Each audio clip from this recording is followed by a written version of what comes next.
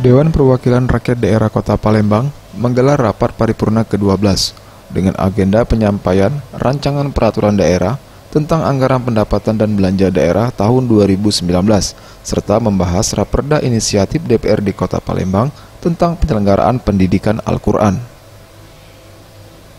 Harnojoyo, Wali Kota Palembang menyampaikan, sebagaimana telah diatur dalam ketentuan peraturan pemerintah nomor 12 tahun 2019 bahwa perubahan APBD tahun anggaran 2019 diajukan kepada DPRD agar dapat dibahas dan disetujui kemudian menjadi peraturan daerah.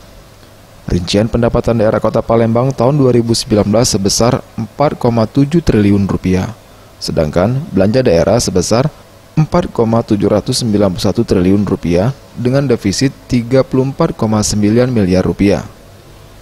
Kemudian penerimaan pembiayaan sebesar 71,4 miliar rupiah dan untuk pengelolaan pembiayaan 36,5 miliar rupiah dengan surplus pembiayaan sebesar 36,9 miliar rupiah.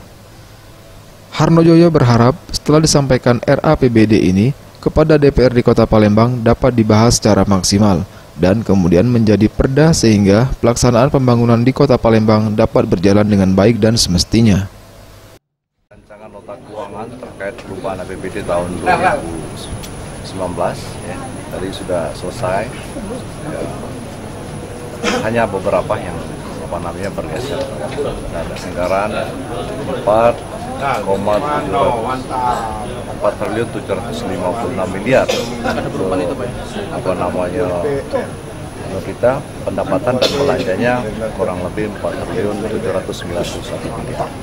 Dan kami berharap setelah APBD ini sudah disampaikan nanti perkenan anggota DPRD yang terhormat bersama mitra yang terkait untuk membahasnya secara maksimal dan pada akhirnya nanti akan menjadi perda harapan kita sehingga kapan itu sudah selesai pelaksanaan pembangunan di Kota Palembang dapat berjalan dengan baik. Tim Liputan Sriwijaya TV.